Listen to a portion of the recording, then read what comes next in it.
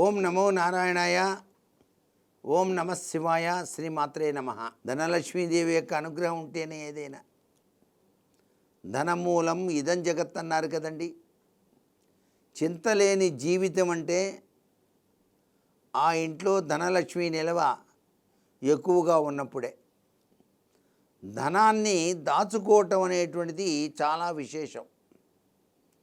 అందుకే పసుపుకు తిన్నది తృప్తి, మనిషికి దాచింది తృప్తి అన్నారు. వచ్చిన సంపాదన 100 రూపాయలైనా 10 రూపాయలైనా సరే తీసి దాచిపెడితే కొన్నేళ్లకు అవే కొన్ని కోట్లు అవుతాయి. అలా పొదుపుగా వాడినటువంటి జీవితంలో కష్టాలు అనేవి ఉండవు ధనానికి సంబంధించినంత వరకు. ఇక ధనలక్ష్మి ఆగమనం తప్పనిసరిగా కలగాలి అనుకున్నప్పుడు ఆచరించవలసినటువంటి నియమాల్లో మొట్టమొదటిది పరిశుభ్రత. ఇళ్ళంతా కూడాను పరిశుభ్రంగా ఉండాలి.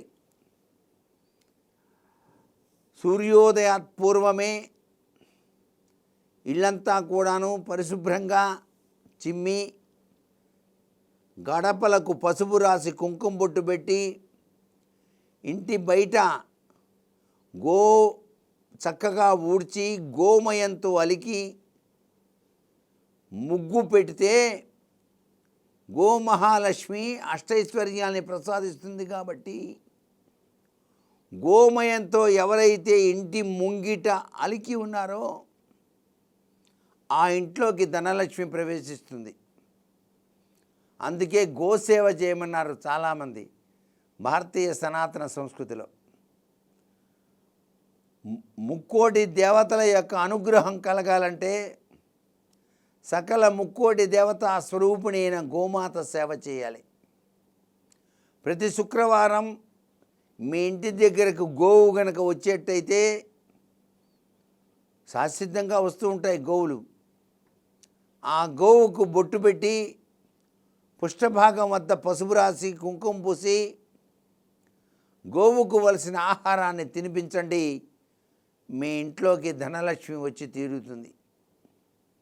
అట్లాగే ఇంట్లో ఆడవాళ్ళు రాత్రి సమయంలో భోజనాలన్నీ అయిపోయిన తర్వాత ఆ తిన్నటువంటి పదార్థములతో కూడినటువంటి ఆ యొక్క వండినటువంటి ఆ వంటకు ఉపయోగించిన పాత్రలన్నీ కూడా అలాగే సింకులో పడవేయకూడదు. అంటే కడగకుండా పడివేయకూడదు. పాత్రలు కడగకుండా కనుక వేసినట్లయితే, కంచాలు కడగకుండా తిన్న కంచాలు ఆ యొక్క సింకులో కనుక వేసినట్లయితే మీ ఇంట్లోకి లక్ష్మీదేవి రాదండి. జ్యేష్ఠాదేవి వచ్చి ఆహా అద్భుతం, నాకు ఈ స్థానం బాగుంది అంటుంది. జ్యేష్ఠాదేవి వస్తే ఉండి కటిక దరిద్రమే కదా.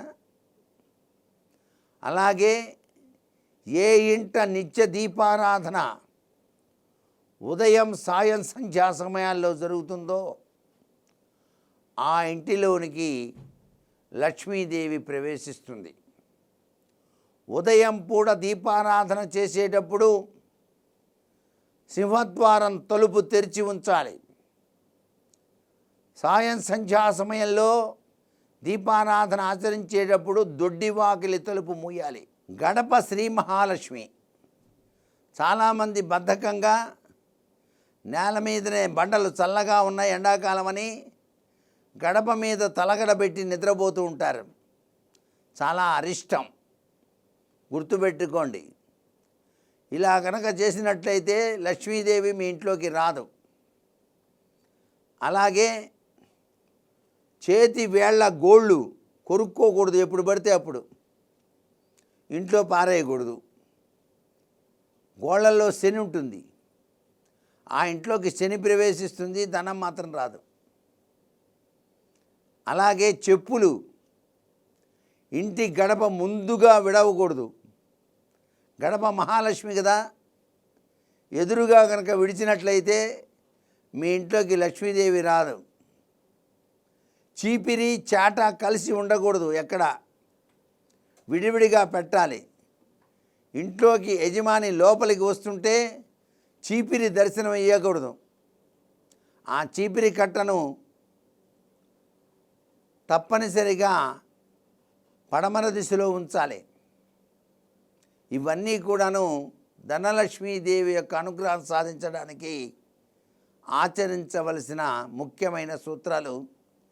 ఇలా ఎవరైతే ఆచరిస్తారో వారి ఇల్లు లక్ష్మీ నిలయంగా మారుతుంది. సర్వే జనా సుఖినో భవంతు.